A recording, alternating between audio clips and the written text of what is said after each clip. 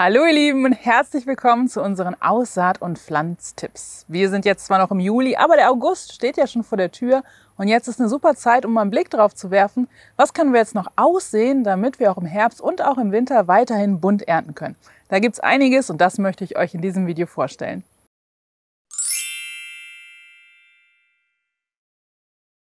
Beginnen wir direkt mit den Aussaaten. Schauen wir mal, was Anfang August gesät werden will, was wichtig ist, wo es ansonsten zu spät ist. Zum Beispiel im Bereich Kohlgemüse haben wir zum einen den Kohlrabi, den sollten wir jetzt Anfang August sehen, und auch den Chinakohl. Denn Ende August ist für die beiden für die Aussaat zu spät. Also jetzt direkt dran denken, Anfang August die beiden aussehen.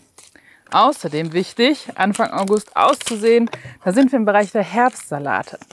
Ich esse sie wirklich sehr gerne und mit ein bisschen Zubereitungsfantasie und Ideen und Tricks klappt es richtig gut. Also die Bittersalate, Endiviensalat zum Beispiel oder eben auch der Radicchio. Da hilft übrigens einfach das Wässern und das entsprechende Dressing und die Gewöhnung ist auch ganz wichtig. Und dann können diese Herbstsalate, die mit einer leichten bitteren Note daherkommen, richtig, richtig gut schmecken. Gesund sind sie ja.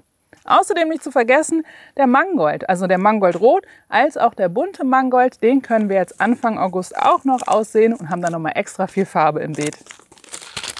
In der Kategorie Blattgemüse gibt es natürlich noch mehr und was ich wirklich total toll finde und wichtig finde, ist die monatliche Salatplatte, von der ich immer erzähle. Also sprich eine Multitopfplatte, jeden Monat neu auszusehen mit verschiedenen Sorten. Dann hat man ja eine ganz große Zeit im Garten, frische Salate, hat man sie abgeerntet, hat man schnell wieder neue Jungpflanzen und hat dann auch immer in der Küche frischen Salat. Was könnte da reinkommen von den Sorten? Zum Beispiel Batavia-Salat, ein bisschen knackiger ist der. Eichblattsalat, der ist etwas milder. Oder den Lollo Rossa oder eben auch den Lollo Bionda, also in hellem Gelb-Grün oder auch im Rot. Der ist so schön gekräuselt, ist immer ganz lustig, wenn das Dressing da durchläuft, gerade auch für Kinder. Oder eben der Eissalat oder auch der Kopfsalat. Wieder eine etwas mildere Variante. Und ich finde, diese bunte Zusammenstellung von Salaten im Beet als auch in der Salatschüssel ist eine richtig schöne Geschichte. Das könnt ihr jetzt im August machen oder eben auch im September oder bestenfalls jeden Monat. Und wenn ihr noch Saatgut braucht und sucht oder ein schönes Geschenk, die ganzen Aussaaten für den August haben wir als Set mit den Tütchen zusammen. Könnt ihr aber auch optional mit so einer handgearbeiteten schönen Schachtel bekommen. Ein paar haben wir noch bei uns im Shop. Der Link ist in der Videobeschreibung. Wir bleiben beim Blattgemüse. Wer es gerne ein bisschen delikater, ein bisschen pikanter, etwas schärfer mag, dem seien diese hier angeraten. Zum Beispiel der Asiasalat Moutarde Rouge oder eben auch der grüne, der Mizuna. Sind zwei wunderbare Kandidaten für aufs Brot. Oder was ich gerne mag, ist die gemischte bunte Salatschüssel. Also die Blattsalate und dann eben auch Asiasalate rein. Oder zum Beispiel auch Salatrauke. Auch die ist ein bisschen pikanter, aber ich finde, die kann man so auch gut snacken oder eben auf Pizza. Können wir jetzt im August aussehen, ist eine gute Idee. Wir konnten feststellen, dass wir sie, wenn wir sie geschützt anbauen, also im Gewächshaus, konnten wir sie bis in den Januar ernten. Wenn es dann wirklich so richtig kalt wird, dann funktioniert es mit denen nicht mehr. Die sind also bedingt winterhart. Dennoch sollten wir sie jetzt im August aussehen, damit wir sie noch, es sind ja noch einige Monate, dann eben ernten können. Schaut mal gerne rein und wenn ihr sie noch nicht kennt, dann solltet ihr sie auf jeden Fall mal ausprobieren. Um noch beim Blattgemüse zu bleiben, Blattsalate. Hier haben wir noch einige Aussaaten, die wir jetzt aussehen können, die allerdings auch winterhart sind. Das heißt, die kann ich auch im Hochbeet zum Beispiel anbauen. Finde ich immer ganz praktisch, wenn ich im Winter mal eben mit der Schere in den Garten gehen kann. Zum Beispiel ist dabei jetzt für die Aussaat winterhart der Wintersalat. Dann haben wir die Winterkresse, auch wieder etwas pikanter dabei.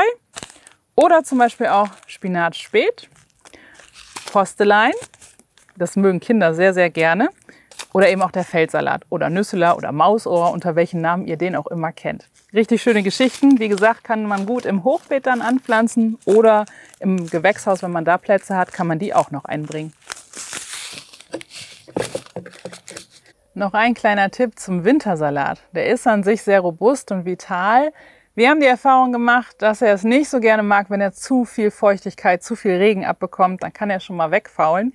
Deswegen als Tipp, damit es auf jeden Fall klappt, pflanzt ihn ins Gewächshaus. Dann habt ihr richtig, richtig schönen Salat den Winter über.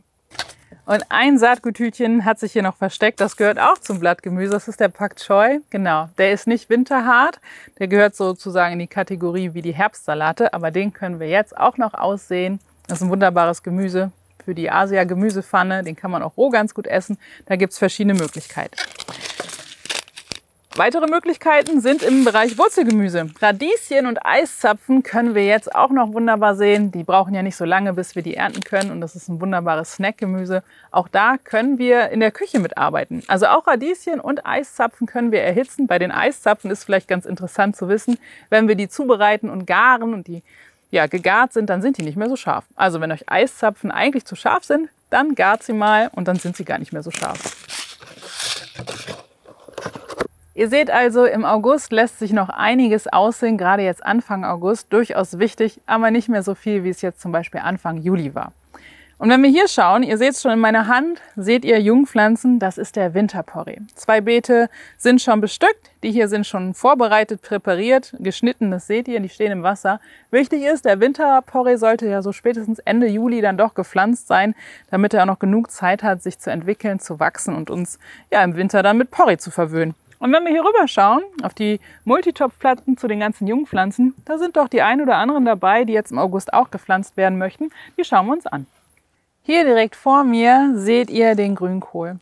Für den Grünkohl ist es jetzt eigentlich schon zu spät. Der sollte Juli schon gepflanzt sein. Das sind hier sozusagen unsere Ersatz- oder Backup-Pflanzen. Wenn ihr aber noch Jungpflanzen vom Grünkohl haben solltet, dann könntet ihr den jetzt auch Anfang August noch setzen. Beim Grünkohl ist es ja so, dass wir das Blatt essen, also nicht wie zum Beispiel beim Blumenkohl oder beim Brokkoli, wo wir die Blütenknospe haben wollen, sondern hier essen wir das Blatt und das können wir in jedem Stadium machen. Also wenn ihr sowieso Pflanzen da habt und noch Platz da habt, dann pflanzt sie einfach ein, wäre doch sonst schade drum. Und wenn wir gerade schon von Kohl sprechen, hier vorne haben wir noch Brokkoli stehen, auf der anderen Seite hier bei den Jungpflanzen haben wir noch Blumenkohl spät als auch Spitzkohl stehen. Die können wir jetzt auch im August setzen. Da wäre es wichtig, dass wir das auch Anfang August machen, denn die brauchen natürlich auch noch eine gewisse Zeit, damit sie weiter wachsen können. Und wie eben schon gesagt, die müssen ja erstmal die Blütenknospe oder der Spitzkohl dann eben seine Form ausbilden, damit wir sie ernten können. Eben als wir über die Aussaaten gesprochen haben, da war der Chinakohl ja dabei, dass wir den Anfang August noch sehen können. Hier auf dem Jungpflanzentisch haben wir jetzt die Jungpflanzen vom Chinakohl stehen, können wir jetzt natürlich auch noch gut pflanzen. Und eine Frage, die uns immer wieder mal erreicht, zum Beispiel per E-Mail ist, kann ich denn Kohl nach Kohl pflanzen? Grundsätzlich haben wir die Empfehlung oder eben nicht Empfehlung, dass wir Kohl nicht nach Kohl setzen, dass wir da eine gewisse Anbaupause halten. Wenn man aber nicht viel Platz hat, finde ich, kann man es durchaus mal versuchen und nicht so sich absolut immer dran halten. Wir haben das zum Beispiel in unserem Gewächshaus jahrelang praktiziert. Da haben wir die frühen Kohlsorten eingepflanzt und haben immer wieder mit Bokashi aufgearbeitet. Man kann zum Beispiel aber auch mit Kompost arbeiten. Wir arbeiten sehr gerne mit den effektiven Mikroorganismen. Das ist sicherlich nichts, was man dauerhaft immer und immer wieder so machen kann. Außer im Gewächshaus hat das jetzt bei uns mit dem Bokashi gut funktioniert. Aber wenn man wirklich jetzt wenig Platz hat und man möchte noch einen Grünkohl oder einen Chinakohl setzen, ich würde sie dann trotzdem setzen und mal ein bisschen ausprobieren und gucken, wie es funktioniert. Wenn man die Pflanzen sowieso da hat, wäre doch schade drum. Also nutzt euren Platz ruhig aus. Weiter geht es mit Blattgemüse. Direkt hier daneben, oder die ich jetzt gerade streiche, das sind unsere Herbstsalate. Also das hier, ratet mal mit. Genau, das ist Radicchio und hier ein weiter, so ein bisschen gekrisselter ist es schon, das ist der Endiviensalat. Wichtig ist, wenn wir sie pflanzen, sollte das Ende August schon passiert sein. Wir haben ja vorhin darüber gesprochen, dass wir sie Anfang August jetzt noch sehen können und bis Ende August sollten sie gepflanzt sein. Und wenn wir sie pflanzen, nicht verwechseln mit den üblichen Blattsalaten, denn die brauchen mehr Platz. Das kann man sich eher so wie beim Kohl vorstellen, zum Beispiel der Radicchio, der macht viele Blätter, braucht viel Platz und innen drin in der Mitte bildet er dann diese schöne rot-weiße Kugel aus, die man dann so schön zubereiten kann. Also wenn ihr die Herbstsalate setzt, räumt den ruhig entsprechend genügend Platz ein. Und als Tipp auf unserem Aussaatkalender, wenn ihr ihn habt, einfach mal umdrehen. Hinten stehen die Pflanzabstände neben vielen anderen Infos drauf. Da könnt ihr kurz nochmal nachgucken, wie viel Platz die Pflanzen denn brauchen. Als nächstes haben wir hier die Jungpflanzen vom Fenchel. Der Fenchel sollte jetzt auch langsam in die Erde kommen, dass wir da nicht mehr allzu lang mit warten. Wir setzen ihn in die Beete, wo wir vorher zum Beispiel Kohl, zum Beispiel Brokkoli oder so drin stehen hatten oder eben auch Zwiebeln. Wenn wir die Zwiebeln abgeerntet haben, dann können da auch nochmal Fenchelpflanzen rein. Wenn wir die setzen, vereinzeln wir die natürlich. Wichtig ist hier, abgesehen von der Mischkultur von den Nachbarschaften, auch die Pflanzabstände. Normal hat der Fenchel so ungefähr einen Pflanzabstand von Pflanze zu Pflanze von 30 cm. Wenn wir die etwas enger setzen, dann müssen wir einfach bedenken, dass wir den Fenchel etwas früher rausnehmen, damit er trotzdem noch sozusagen genügend Platz hat. Der Fenchel wird dann nicht mehr so groß, aber dadurch ist er noch zarter. Da müsst ihr einfach gucken, wie viel Platz habt ihr zur Verfügung, wie viele Jungpflanzen habt ihr, kommt ihr mit den 30 cm hin oder macht es vielleicht Sinn, sie ein bisschen enger zu setzen, dann erntet ihr einfach ein bisschen früher und habt noch kleinere, ja Baby-Fenchel, könnte man sagen. Das funktioniert auch gut. Abgesehen davon kann man das Grün ja auch sehr, sehr schön ernten und auch roh snacken oder klein schnibbeln und in den Salat geben. In der Multitopfplatte hier neben dem Fenchel steht unsere bunte monatliche Salatplatte, von der ich immer so sehr schwärme. Ich kann mich gar nicht mehr daran erinnern, dass ich Salat eingekauft habe. Diese Vielfalt in der Platte finde ich immer total toll und wir können diese Jungpflanzen jetzt hier im August setzen, wir können sie im September setzen, wir könnten sie sogar später noch im Oktober setzen. Die sind so flexibel, ich kann sie einpflanzen, wenn ich Salat abgeerntet habe, ich kann sie aber auch sonst im Garten eigentlich an allen möglichen Stellen, wo Plätze frei werden, kann ich meine Salatpflanzen, meine Jungpflanzen setzen. Wichtig ist, sie nicht zu tief zu setzen, aber ansonsten kann man da eigentlich nicht viel falsch machen. Wie schön ist diese Vielfalt, oder? Zum Schluss blicken wir hier noch auf die Kräuter. Das ist der Basilikum, den wir letztens zusammen ausgesät haben. Wunderschöne Jungpflanzen sind es geworden.